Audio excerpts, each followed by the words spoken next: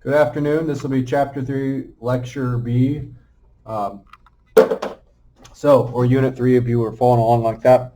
We're going to talk about colonial and colonies in crisis today, and that will be probably the extent of what we'll talk about. I'll finish the lecture on Monday. I might get a little bit into growth of colonial America, but we're going to talk about colonies in crisis.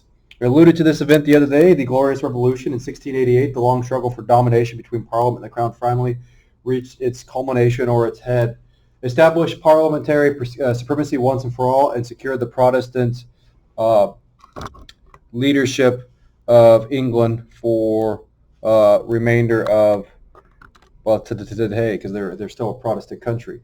James II succeeded his brother Charles in the 1680s. However, James II was Catholic, and the birth of his son in 1687 raised concerns about returning to Catholicism. He also believed in the divine right of kings and that he was alone chosen by God to lead England. In 1688, English aristocrats invited Dutch nobleman William of Orange, the husband of James' Protestant daughter Mary, to assume the throne in his name of English liberties. He came to England and James II fled and the revolution was complete. There was actually no fighting, firmly entrenched the idea of liberty as a birthright of Englishmen, and was fundamentally will shift the whole focus of how the monarchy was ruled. Parliament enacted the English Bill of Rights in 1669 or 1689. Parliament powers were included rights over individuals and taxation, toleration. The act allowed Protestant dissenters to worship freely, not Catholics though. This all mirrored the colonies as well, and this is going to trickle over to the colonies. So there's a dramatic transformation in England, and what's going to happen in the colonies. So we go to the colonies in crisis 2, the Glorious Revolution in America. Up till 1675, the colonies are really governed themselves. However, Lords of Trade established in 1675 will oversee colonial affairs. This all comes back to money and control. Question the Massachusetts government about navigation acts. They responded with, since they had no representation in Parliament, the acts did not apply. So this is early. This is nearly 70-some years before the American Revolution. They're talking about representation and taxation. In the 1680s, to reduce colonial autonomy, they created the Dominion of New York, most of the colonies ruled by Sir Edmund Andros.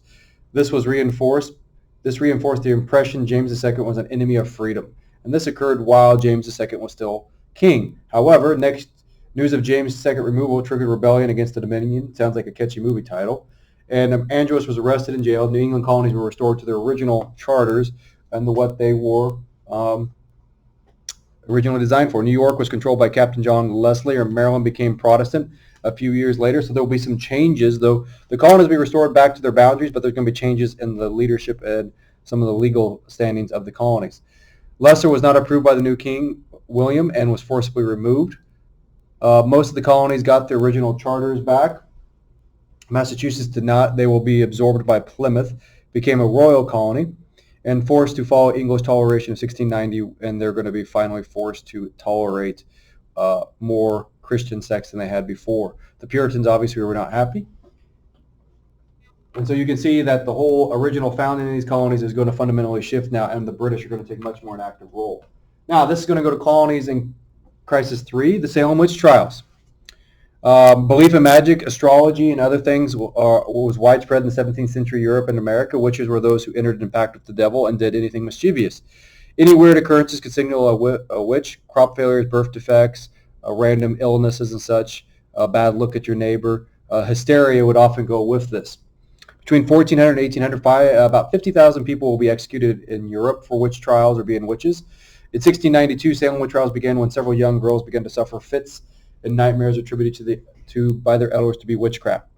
Soon, 3 witches had been named, and the only way to avoid prosecution was to confess and name others. Thus, it was a snowball effect. 14 women and 5 men were hanged. This revealed a serious issue of colonial courts, and ultimately, though the Salem witch trials go down bigger than they actually were in American mind, you're going to see superstition is going to lead to hysteria, and this is going to influence the courts.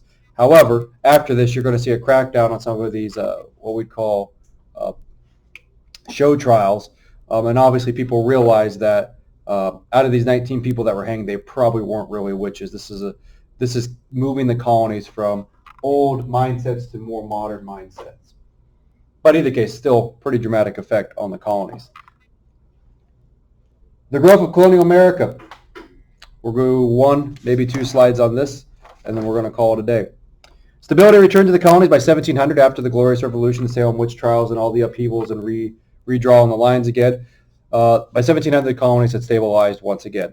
That was also reflect stability in Europe as well. Population increased in colonies from 265,000 to nearly 2.3 million by 1770. Indian population had declined, however, drastically. A diverse population, 18th century brought a wide diverse group to the colonies. About 40% were indentured servant type. As conditions improved, more skilled and professional came. Official English immigrants ended, though, and didn't want to lose these people because the British didn't want to lose their high-end citizens. If people wanted to immigrate to the colonies, they wanted to keep the better people in the colonies and basically send the rubbish or the lower class to the colonies. They encouraged Protestant immigration from non-English parts like Ireland, and then sent 50,000 convicts to work tobacco fields. This is going to be a place to send basically people that they didn't want to, that didn't really deserve to be in prison or jail, but were problems for the British government. So they're going to send them to work, almost like indentured servants. Some of these convicts will be able to get their freedom later on, but the whole idea was to get them out of England proper. Okay, growth of colonial America too. This will be the last slide for today. I'm going to conclude this lecture series for Chapter 3 or Unit 3 on Monday. German migration, largest group from the continent. Germany was still divided in several small kingdoms. When I say Germany, it refers to Germanic areas such as areas Prussia, Hanover, and so forth. Central Europe, that really, Germany is, like I said, is not united until 1870, but this is an area that is predominantly what we think of modern Germany. Motivated by religion, practicing wrong one in their area and agricultural land. They were farmers and they wanted to farm the land. Redemptors, indentured families, they were called, created tightly knit communities on the frontier. So these were families that came over together instead of just indentured servants, one person, it was a family. They'd work the land and get some freedom eventually, and then they would go into the frontier. So they'd move to the remote parts. This is how our current state of Missouri will be kind of populated by German immigration a couple hundred years later. Now, religious diversity, not a melting pot. Ethnic groups tended to live and worship in relatively homogeneous communities. Thus, if you're Irish, Catholic, Scottish, German, you did not mingle with other communities. Did not adhere to modern separation of church and state, still levied taxes to support the official church. However, by the mid-18th century, Protestant denominations began to flourish, and you're going to see a whole transformation of the Protestant church in the Americas that will tie into the Enlightenment, the Great Awakening, and such. But what we're getting at here over this point, which you're going to see in the colonies, is kind of a recap of what we've talked about today. You see the governmental changes, the English Bill of Rights expand, and then in the colonies, they're going to mirror what happens in the motherland in England. And I think the most important thing to understand as we get forward here is the idea of individual liberty is going to be stressed. Obviously, the Salem witch trials, though they are more, fanfare, kind of interesting far as what we talk about American psyche, and you talking about like false claims and saying that they're a witch and all that. But they're going to come back to the individual liberty and the idea that their liberty was violated probably.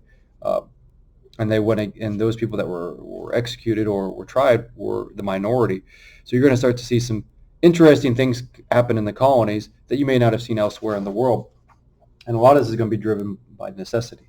And as we get into the next part here, we're going to talk about, Indians' life and transition. The Indians' life is going to dramatically change, and then you're going to have social classes come to the colonies really for the first time. That's going to really divide things and set the stage for what will become known as the American Revolution and the American War of Independence.